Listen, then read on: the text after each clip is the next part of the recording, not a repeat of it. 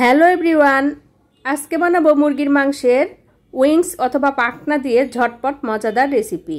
এই রেসিপিটা খুব সহজেই বানানো যায় এবং খেতেও অনেক মজা, ছোট বড় সবাই খেতে খুব পছন্দ করে।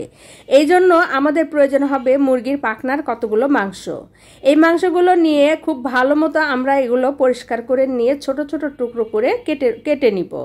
কাটা হয়ে গেলে এগুলো আবার একটু উপর দিয়ে এইভাবে চাকু দিয়ে কেটে নিতে হবে যেন ভিতরে মশলা ঢোকে। এখন এই মাংসের সঙ্গে আদা কুচি, রসুন কুচি, পেঁয়াজ পাতা, সামান্য তেল, সয়া সস, ওয়েস্টার সস, তারপরে কিছুটা ভিনেগার, লবণ, গোলমরিচের গুঁড়া আর কিছুটা কর্নফ্লাওয়ার দিয়ে মাখিয়ে বেশ কিছুক্ষণ রেখে দিব। কিছুক্ষণ মেখে রাখার পরে কড়াইয়ে সামান্য তেল দিয়ে এই মাংসগুলো আমরা শ্যালো ফ্রাই করে নিব।